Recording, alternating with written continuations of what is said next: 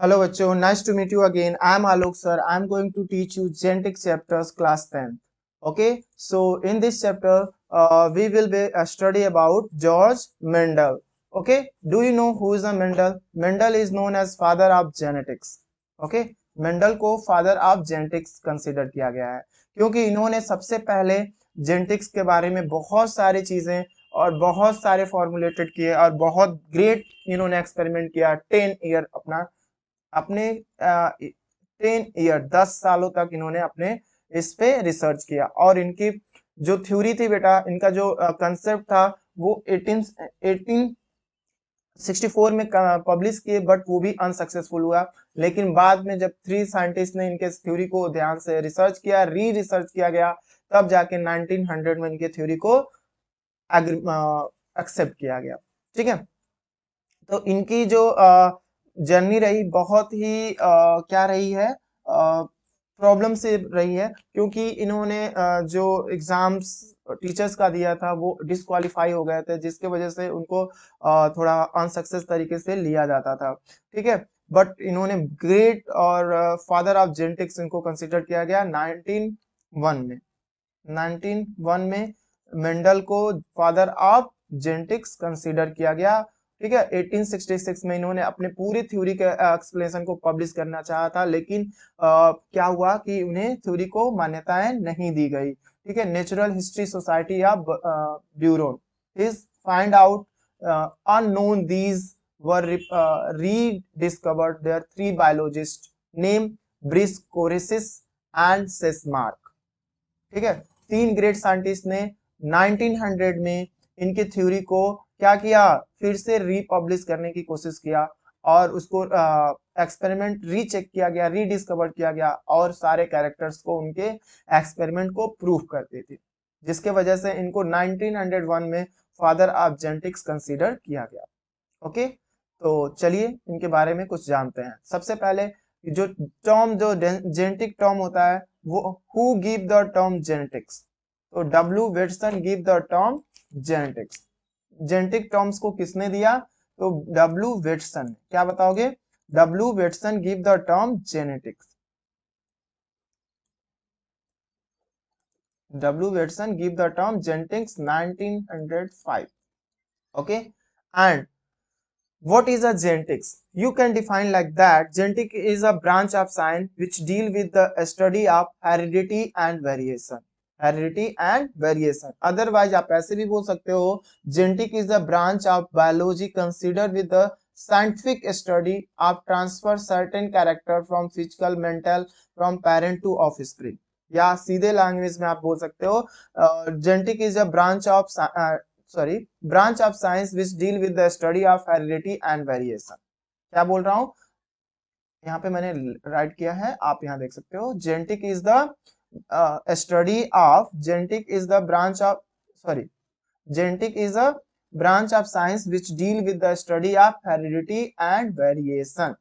So what is a heredity and what is a variation? How could we define? तो इसे define करना easy है। Heredity is a process of transmission of character.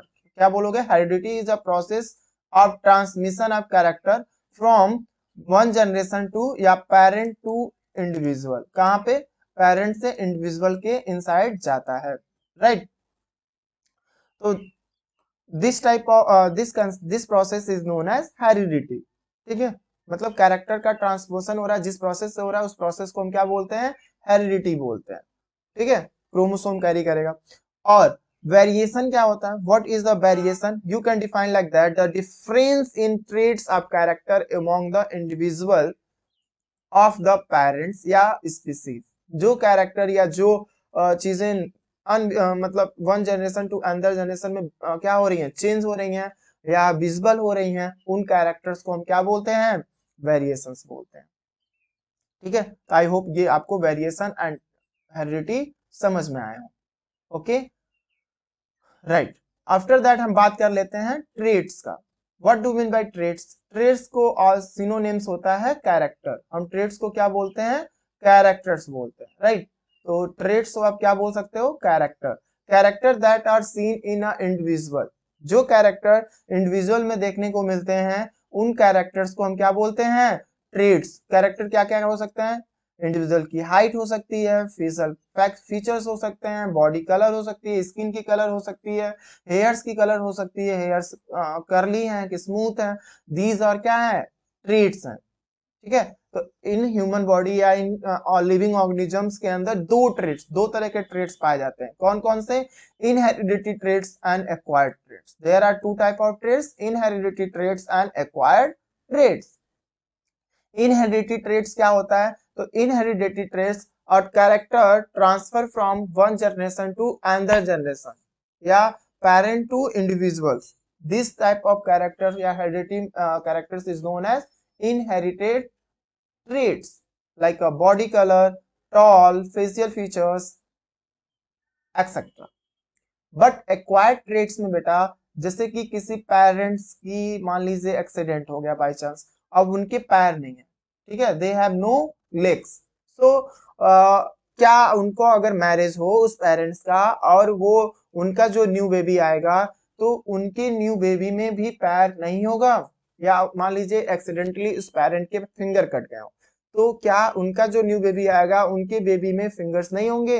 होंगे। तो इस characters को बोल, मतलब जो कैरेक्टर फिजिकली एक्सीडेंटली हुआ है, ठीक है, वो कैरेक्टर जीन से ट्रांसफर नहीं होता है, one generation to another generation नहीं जाता है। तो आप बोल सकते हो loss of organ in accident does not transfer, this character does not transfer from one generation to another generation. Such type character is known as acquired traits.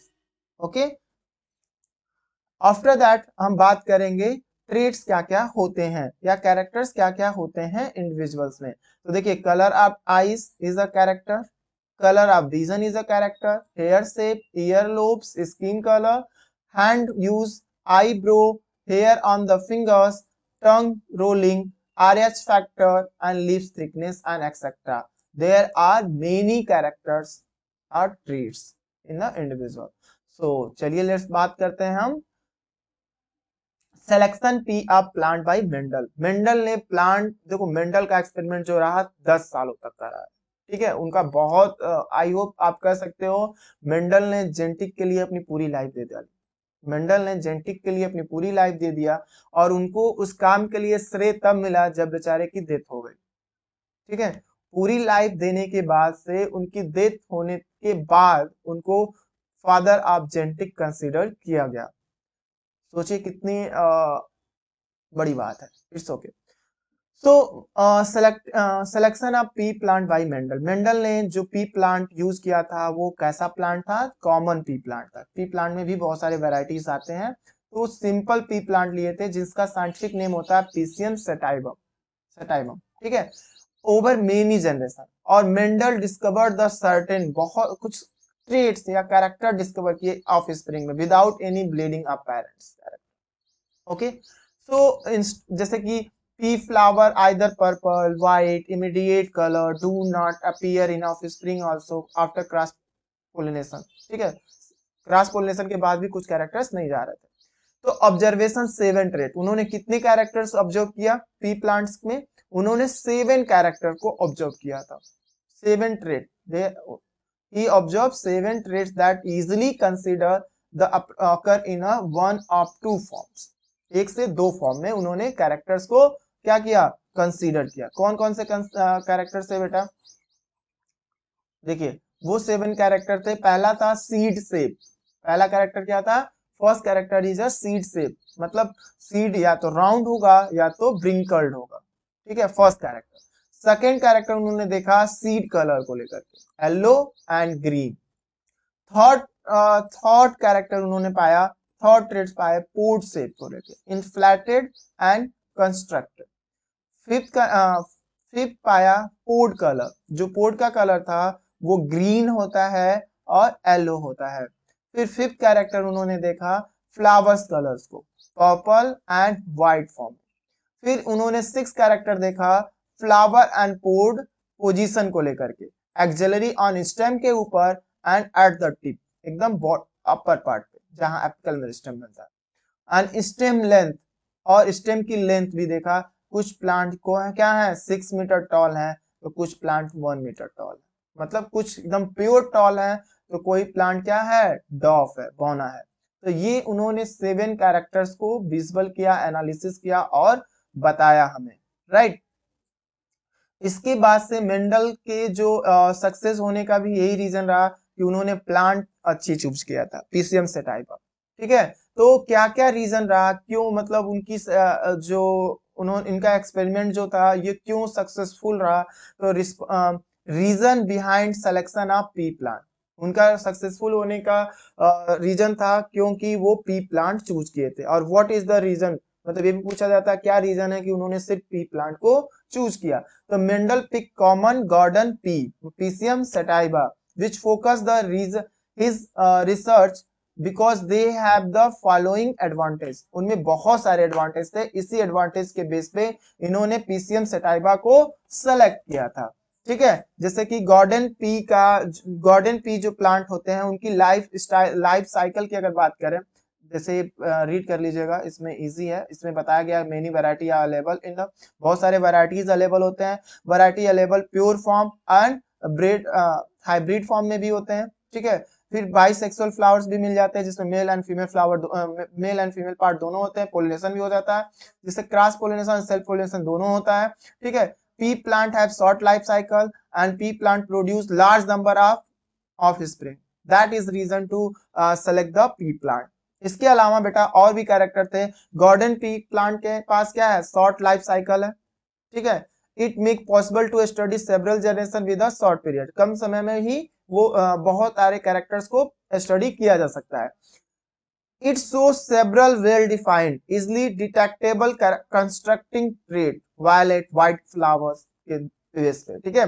And bisexual P flower मतलब अभी बताया कि male part and female part occur in same flower, ठीक है, जिसके वजह से इसमें सेल्फ पोलिनेशन होने का चांस ज्यादा हो जाता है, ठीक है। और artificial cross pollination like a hybridisation remove from stem and dusting the pistil flower pollen grain detect plant easily achieve the reproductive organ large seen naked eye, इसके जो पोलन ऑर्गन होते हैं वो विजिबल हो सकते हैं, नेकेड आई से हम देख सकते हैं, ये भी एक कैरेक्टर था। और 7 traits selected Mendel were usually available in the pea plant, इन्होंने मेंडल ने 7 कैरेक्टर्स को विजुअल किया था पी प्लांट में। पहला था seed shape, seed colour, flower colour, pod shape, pod colour, flower position and stem height. तो on the basis of this characters he choose the pea plant, pea plant is just suitable for this experiment. After that importance term की बात किया जाएगा, ठीक है। हम क्या बात करेंगे, इंपॉर्टेंट टर्म्स के बारे में बात करेंगे, उसके बाद तब monohybrid and dihybrid के बारे में हम लोग इजिली बात करना चाहिए, ठीक है। तो सबसे पहले बेटा देखो जो टर्म्स हैं उन टर्म में हमने यहाँ लिख रखा है क्या क्या हमें जानना चाहिए, बहुत इंपॉर्टेंट होते हैं, like gene, allele, dominant, recessive, homozygous, heterozygous, phenotype, genotypes, F1 generation, F2 generation and mutation and variation. ये अगर ये सारे टर्म्स हम जानते हैं तो हम मेंडल के इस एक्सपेरिमेंट को, इस जेनेटिक्स चैप्टर को इजी गोइंग में हम समझ सकते हैं, ठीक है। तो हमें इस चैप्टर को समझने के लिए इन सारे टर्म्स को इजीली कंसीडर करना पड़ेगा और समझना पड़ेगा, राइट। तो नेक्स्ट वीडियो लेक्चर्स में हम इन सारे कैरेक्टर्स के बारे में स्टडी करते हैं। Okay bye, take care.